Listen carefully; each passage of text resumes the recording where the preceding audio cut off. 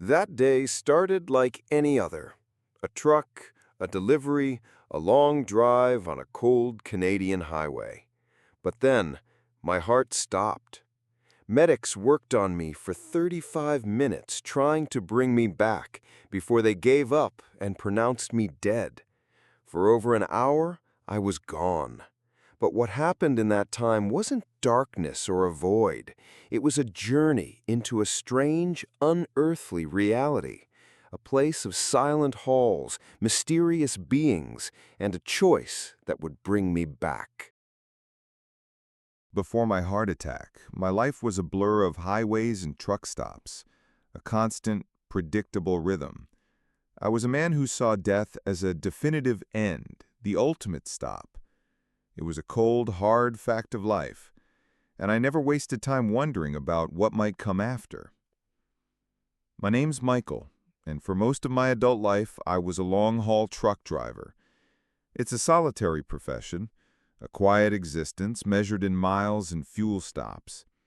My world was the cab of my truck, a tight, familiar space filled with the low hum of the engine, the subtle vibration of the road, and the constant, rhythmic sweep of the windshield wipers on a rainy night. I wasn't a man of big passions or grand ambitions.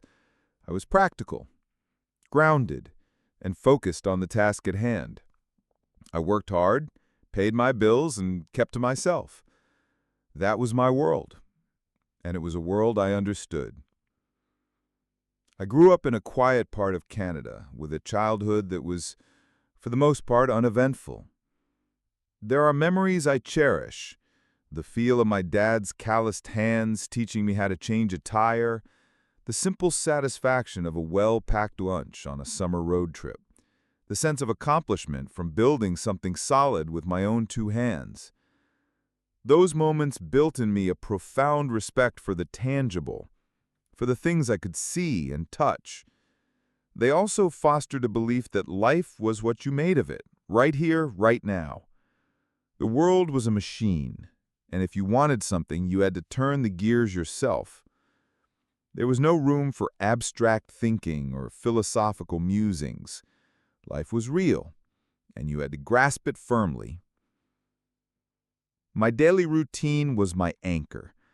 Waking up before the sun, the smell of diesel and coffee, the crisp chill of a winter morning. My days were a steady march of miles, punctuated by the brief stops for food and rest. The solitude of the road was both a comfort and a burden. It gave me space to think, but it also kept me isolated from the kind of deep connections that other people seem to have. I wasn't an unhappy man. It was more of a low-grade contentment, a quiet acceptance of the way things were. I felt a vague, unfulfilled potential humming just beneath the surface of my awareness, but I was too busy driving to ever stop and figure out what it was. I was on a treadmill, and I just kept walking. I never thought much about death. It was an abstract concept, something that happened to other people, something that was a final, definitive end. To me, it was just the last stop on the road. You lived, you worked, you died. The end. There was no grand mystery, no spiritual journey. The idea of a soul, of an afterlife, of anything beyond the physical world felt like a fairy tale, something people told themselves to feel better about the inevitable. My focus was on the immediate, the tangible, the here and now. I believed in what I could see, what I could prove. The universe was a mechanical place, and humans were just a part of its complex, unfeeling system. That stark, almost clinical view of reality was the lens through which I saw everything. Until that day on the highway, I had no idea my perspective was about to be shattered completely. That day, the cold and the dark felt more threatening than usual.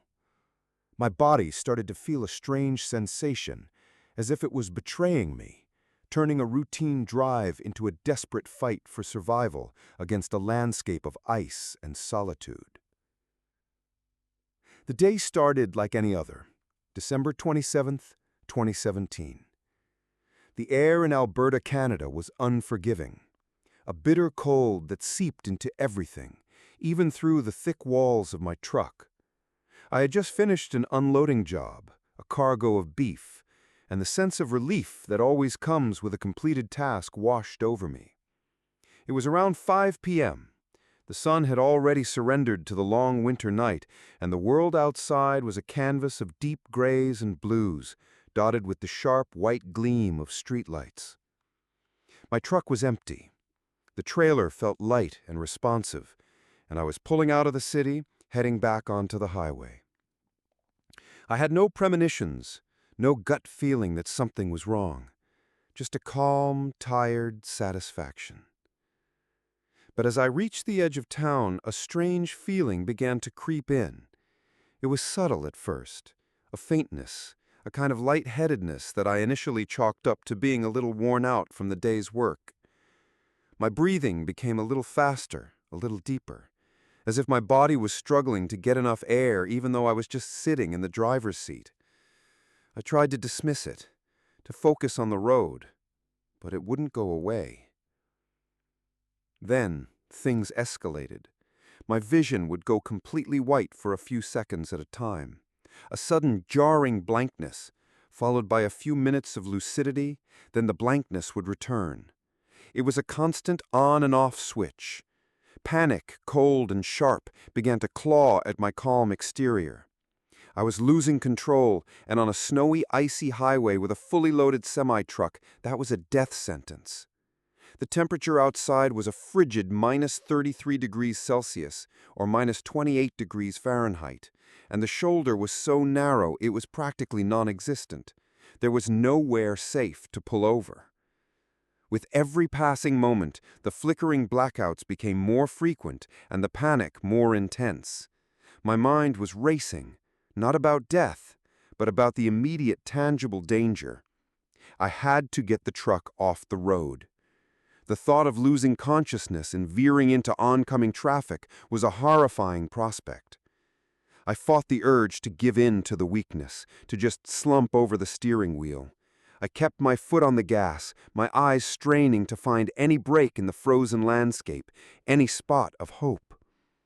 Finally, I saw a wide, snow-covered ditch. It was my only option.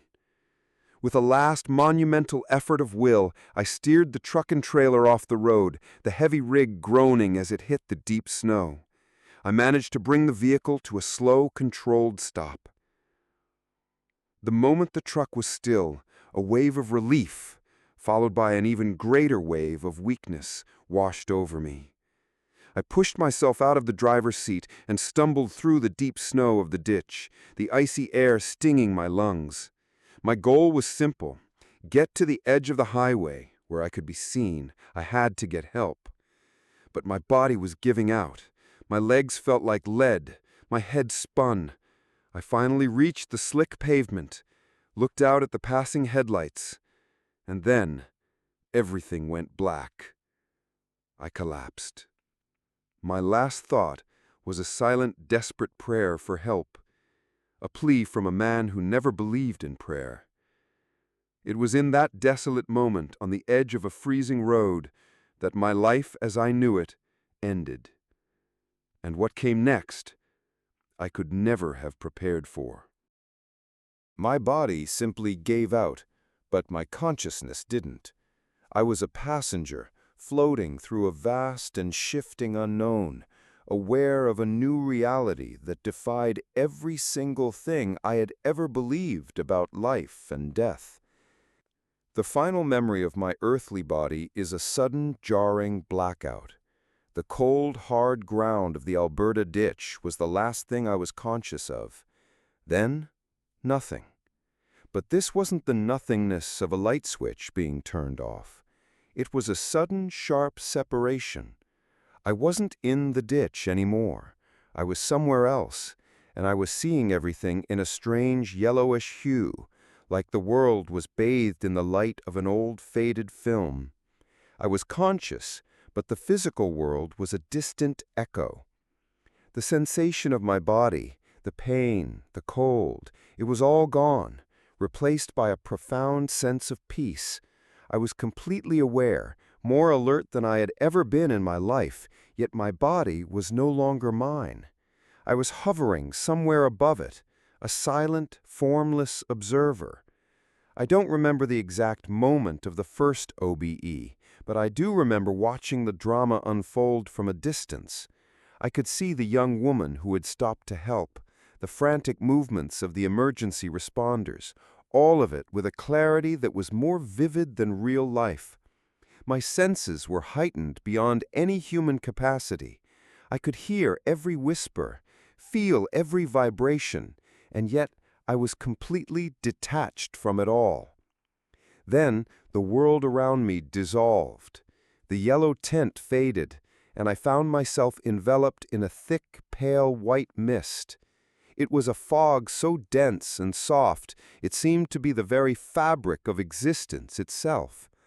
Instantly, an unseen force, an energy field of some kind, wrapped around me. I couldn't move. I was propelled forward, floating through this mist like a leaf on an invisible river. It wasn't unpleasant. In fact, it was the most peaceful I had ever felt.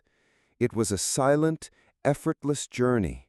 I felt a powerful magnetic pull, as if the universe itself was gently but firmly guiding me. I became aware of my new form. It was still the shape of my old body, but it was a pure, transparent energy. It was a body of pure energy, a glowing silhouette of myself. I was emanating a faint light, a soft, ethereal aura of light browns, coppers, and swirling particles, like a lantern in the fog. It allowed me to see about 8 to 10 feet around me, illuminating the shifting walls of the mist as I passed through. There was no sense of time. The journey could have been a minute or a millennium. All I knew was the constant, gentle propulsion forward. As I traveled, the fog began to change. The pale white gave way to a light gray, then a dark gray, blending into light browns, then dark browns, and finally a pure, impenetrable black. The transition was seamless, a slow descent into darkness. The force that had carried me forward eventually stopped, leaving me suspended in a thick, dark fog. The fog itself began to dissipate, and as it did, I found myself standing in a long, dark hallway. It was made of stone, like an ancient castle or a prison, and a sense of profound stillness hung in the air. There was no one to greet me, no angels, no welcoming committee, nothing. And my first thought, as a practical man who had just left behind a world of physical comforts, was a strange one. There was no food, no drink, no cigarettes. There was nothing. But in this stillness, my awareness sharpened even more. I had no sense of time, touch, smell, or taste, but I could perceive everything around me with an astonishing clarity. My consciousness was a new sense, a sharp analytical tool that could feel the world near and far. I was curious, not afraid. I began to move, and it was then I realized I wasn't walking. My feet weren't moving at all. I was floating just above the floor, propelling myself with my mind. My new energy body had no feet outlined at all. I was a thought in motion. The hallway itself was a strange place. The walls were made of perfectly fitted, jet-black oval stones, shiny with a pearlescent finish. As I moved, the black walls gave way to light brown, rough-cut rectangular blocks.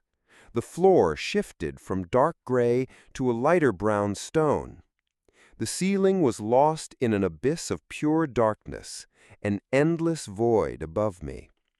About 20 feet down the hall, I noticed something strange. A window. It wasn't a normal window, but a rough 2-foot square of deep, smoky yellow stained glass. I stood there, staring at it, my hand, or what I thought was a hand, pressed against its surface. There was no sensation of touch, but the more I focused on it with my mind, the more the glass began to lighten and become transparent. It was a hole in the wall. I was looking out at a magnificent sun-drenched valley. The colors were beyond anything I had ever seen on Earth. A vibrant, brilliant green of the grass, a stunning blue of the sky. It was as if the world had just been washed clean by a thunderstorm, only 1,000 times better. The view was breathtaking, a promise of something beautiful. But when I stopped focusing, the window simply reverted back to solid stone. Continuing down the hall, I sensed the floor was now slanting downwards. A dim, distant light began to slowly illuminate the hallway behind me. I turned, watching as it grew brighter, finally stopping to reveal an entrance to another, wider hallway to my left. A pinpoint of brilliant white light appeared in midair and expanded rapidly, zipping open in 4 directions like a pair of curtains being pulled aside. It was a portal. Within the portal, I saw 4 beings. They were small, no more than 4 feet tall, moving together in a sea of blinding white light. They were communicating with me, but not with words. Their thoughts came to me in images, a series of sentences that formed a complete telepathic message. They told me to come closer, inviting me into the light.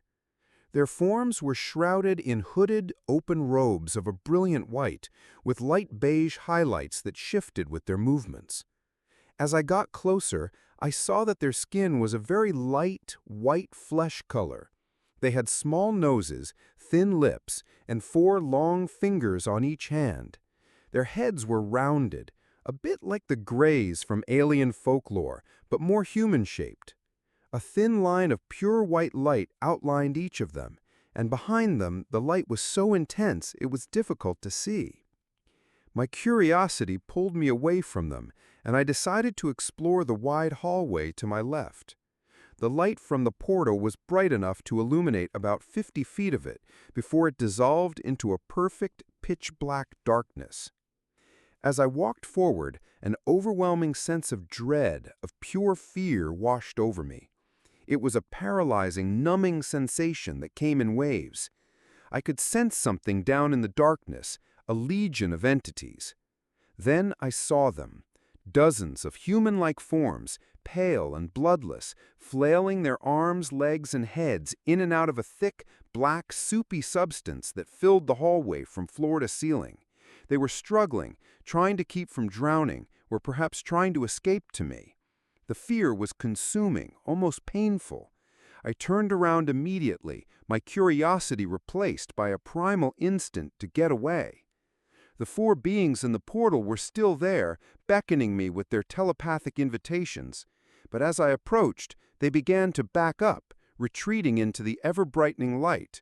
I was confused, and a strange anger began to well up inside me. Why were they backing away? This didn't feel right. Then a new voice cut through my thoughts, a loud telepathic shout. "Come back! Get back here!" I turned to see a new being, a black one, standing at the very edge of the portal, waving his long arms at me. He was huge, at least 8 feet tall, and his body was a dark, solid black, almost reptilian in form. His skin was smooth like leather, but with a texture like snakeskin. His eyes were green and black, his face long and narrow, his mouth a thin line. He had 3 claw-like toes on each foot. He was solid, not transparent, and the light from the portal didn't reflect off of him. He was coming out of the portal, trying to grab me. But then a 5th being, a tall one, joined the 4 smaller ones in the light. This one was 6 to 7 feet tall, with an elongated head and large dark eyes, a mature gray. He was telepathically telling the others, "It's time to go. We can't stay much longer." The black reptilian-like being stopped, unable to reach me. He had to keep 1 foot in the light at all times. He turned his head, and the other beings urged him to come back. With a look of disgust, He flailed his arms and retreated into the light. My confusion and anger had given way to a chilling sense of deception. The light was beautiful, but their behavior was not. They had lied to me, not with words, but with their actions. The brilliant white light was no longer an invitation. It was a trap. I decided then and there that I would not go with them. I turned around, away from the light, and began walking back into the pitch-black hallway. The portal zipped shut behind me, and a profound silence descended once more. I continued walking into the deep, dark void, and then, as if someone had flicked a switch, I simply ceased to exist. The pain was the first thing I felt, a brutal, jarring shock that ripped me back from the great unknown. I was a man who had just floated through an ocean of peace, now trapped in a body that was weak, broken, and desperately fighting for life. Just as a light switch is flipped, my existence was restored. It wasn't a gentle transition. One moment I had ceased to exist in that dark hallway, and the next I was sharply, painfully aware. The energy field that had carried me on my outbound journey now enveloped me again, but this time it was pulling me backward, gently yet rapidly. I was a passenger floating in reverse back through the same shifting fog I had just traversed. The colors flowed backward, from black to dark browns, then to grays, and finally to a brilliant, blinding white. The peace was gone, replaced by a profound and overwhelming sense of heaviness. And then the pain began.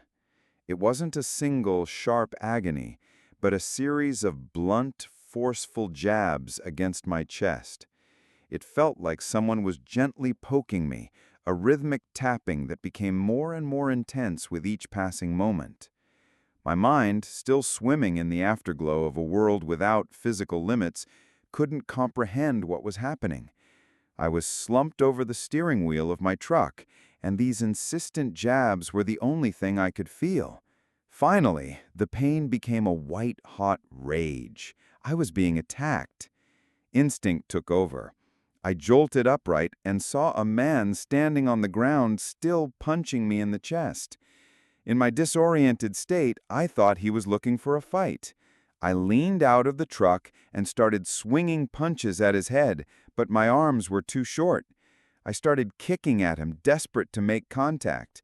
He gave up, got in his car, and yelled at me to get lost and die as he drove away.